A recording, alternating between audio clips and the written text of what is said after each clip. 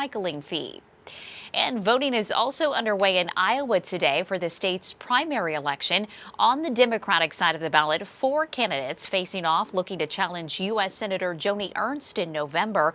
On the Republican side, 2 candidates, Nancy Amos and Jeff Richmond, are on the ballot. The winner will challenge Rich Taylor for the Iowa Senate seat, District 42. Polls in Lee County are open until 9 o'clock tonight. And for more Decision 2020 coverage, including sample ballots, maybe check those out before you head to the polls today, or results as they come in tonight. You can go to WGEM.com/decision. Well, it is shaping up to be a warm day out there. We have lots of sunshine. Everyone in the tri-states getting to see that. So really not too many clouds in sight when you look at our satellite radar here. We're going to continue with the sunshine today, and temperatures are already in the 80-degree marks. We have Hannibal at 82, Quincy 81, Keokuk 82 as well, Macomb and Fort Madison at 84. But as we go through the afternoon, we will just continue to warm. So if you're planning to do some outdoor dining for this evening, just be prepared for a warm one.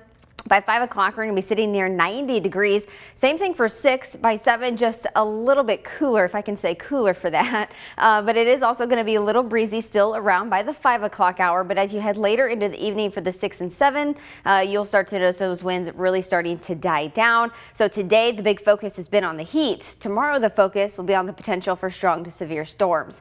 I'll break down that forecast for you here in a couple minutes. Whitney, thank you very much. New at noon today, the Iowa legislature plans to address the budget when they meet at the Capitol tomorrow. Governor Kim Reynolds says today that the recent report shows due to COVID-19, the state will lose $65 million in revenue, which she says is manageable compared to other states in different scenarios.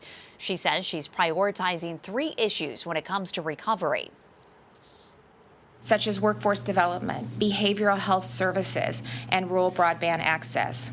I'm grateful to many partners that have helped us manage the COVID-19 response, from the Trump administration to Senators Grassley and Ernst and our entire congressional delegation. As for COVID-19 cases, the governor says the numbers are trending down in the state, and she recently created 6 regional supply centers for PPE, where counties can get a 30-day supply whenever they are low on supplies. Now let's take a look at the latest numbers. New numbers coming in from Iowa today, and they're updating in real time. So here's what we have since midnight. The Department of Public Health reports 2 new deaths and 228 new positive test results. This brings the total to 560 deaths and 20,017 positive tests.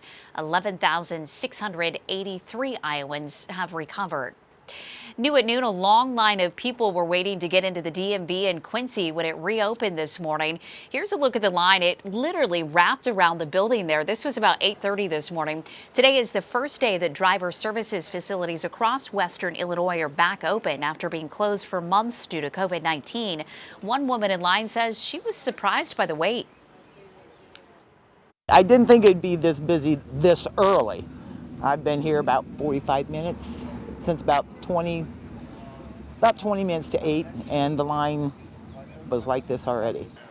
Okay, this is important. The state says it's open for limited services only. That includes new drivers, those with expired driver's licenses, ID cards, and vehicle transactions. For other services, they urge you to go online to cyberdriveillinois.com. For the facility's hours, you can click on this story at WGEM.com.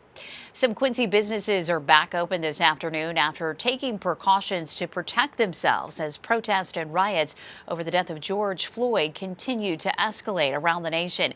This is what it looked like. Walmart was boarded up last night with stacked crates blocking the entrance. As you see there in the video, similar situation at Hy-Vee Wine on Spirits on Broadway with that Hy-Vee truck blocking the front door. It's unclear if the businesses plan to put the barricades back up again tonight. Quincy police say there are no confirmed reports that rioters are headed to our area. Again, no confirmed reports. Meantime, police are hoping for peace after a week of protest and turmoil that spread from Minneapolis to many cities across the country following the death of George Floyd, who died while in police custody. Jay Gray has this new report from Minneapolis this afternoon.